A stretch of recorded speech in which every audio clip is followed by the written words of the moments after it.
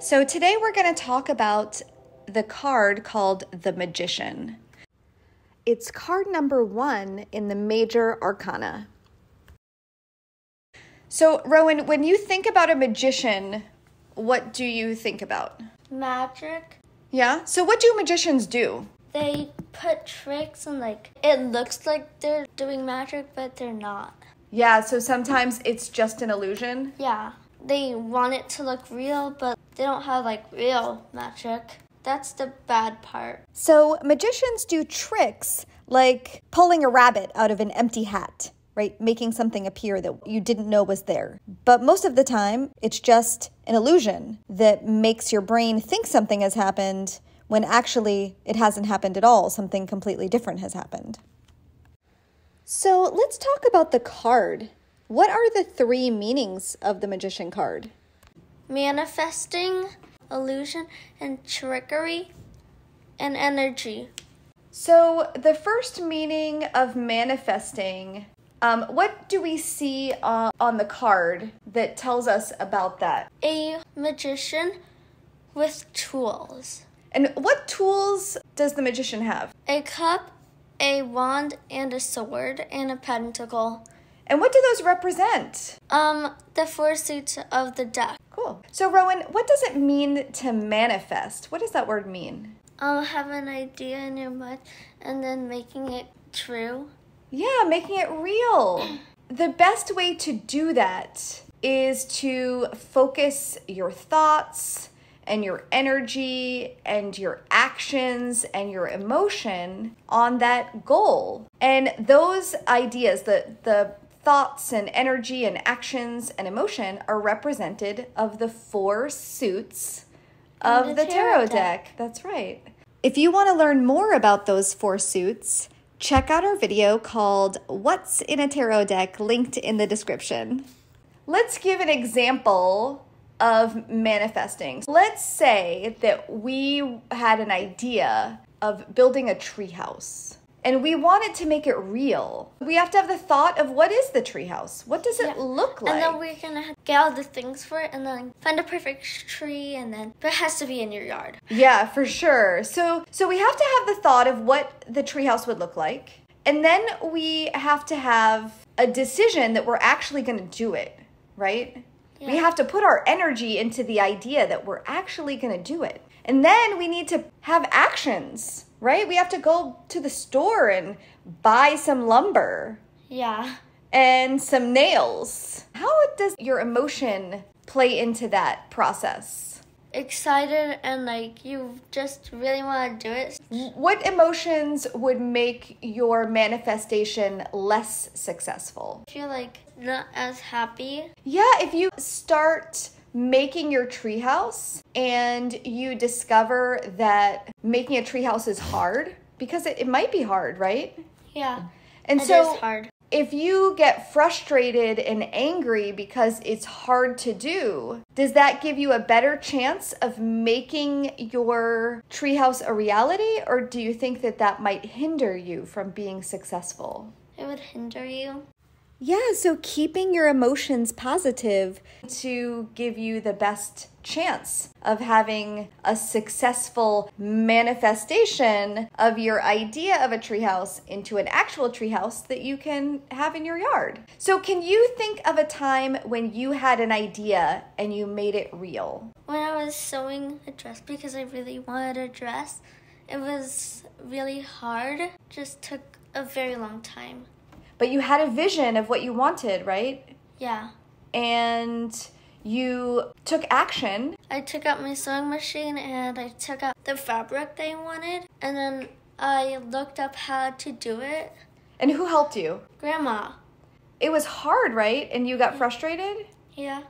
And so how did you manage your emotion in that situation when it was hard and she was giving you advice and you kind of didn't want to hear it? I was just frustrated. And so how did you manage that emotion of frustration? Because if you stayed frustrated, you weren't going to finish it, right? Yeah. And then I just thought about what do I really want? I just did it. And you changed your attitude? Yeah. And so how did it come out? Really good. Okay, well, can you think of a time when you couldn't manifest? where you wanted something, but it just didn't come out? One time when I was trying to sew something, just came out all weird and wobbly and kind of frustrated. And why do you think that it didn't work out? Because I needed to think what I wanted to do and actually take my time. And you were impatient? Yeah. You were rushing? Yeah. Sometimes we tell ourselves that we want something, but we're actually stopping ourselves either because our intuition says it's not the right thing for us, or because our fear is holding us back, or because we're not willing to take our time. Yeah. So how is the best way for us to actually manifest something, Rowan? Set a goal, take action, think about what you need for the best outcome, and keep a positive attitude even if you experience obstacles. That's a lot of things, so it can be hard sometimes. Yes, very hard. But when you get what you were hoping for in the end, is it worth it? Yeah. Yeah, I think so. So what is the second meaning of the Magician card? Illusion and trickery. Yeah, and we already talked about how magicians can sometimes make it appear like things are one way when they're actually a different way. So can you give me an example of how illusion or trickery might present itself in your day? Some experience that you've had? Using my money on a claw machine. It scams you. How? It makes you believe that you're actually going to get something and makes you spend your money, but it won't actually let you.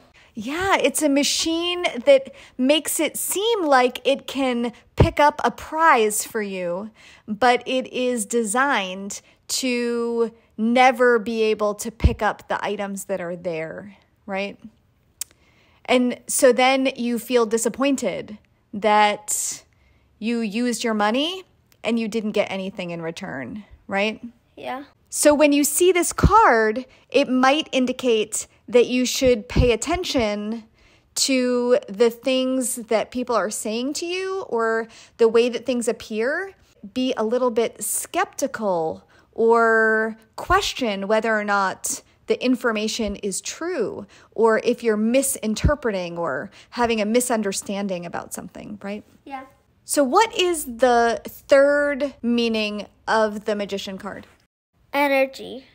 We talked about manifesting to try to make something happen, right? Yeah. And with energy, we can influence how other people think and act just by our own attitude and the kind of energy that we take into any interaction. So give me an example of how that's true, Rowan. Like if you're angry or upset, then they'll be kind of angry and upset. And if you're happy, then they'll be happy.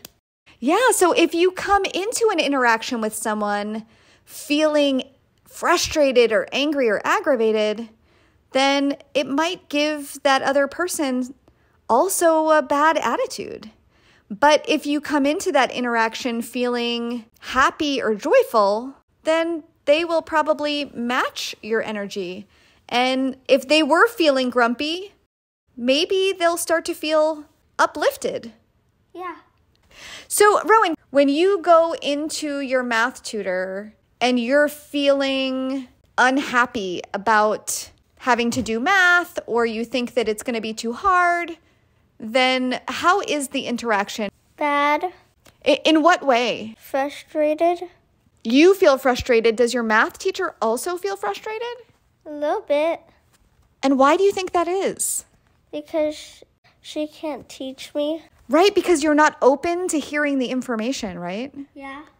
But when you go into your math tutor feeling content or happy, then how does that affect your math tutor? It will make her happy. Why do you think she's happy because you're happy? Because I'm listening. And trying? Yeah. And how do you think that that makes her feel about taking her time to try to teach you? Like it was worth it. Yeah, right. That she was spending her time making a difference. Yeah. Well, I appreciate you being willing to have these conversations with me, Rowan. No problem. All right. Well, I love you. I love you too.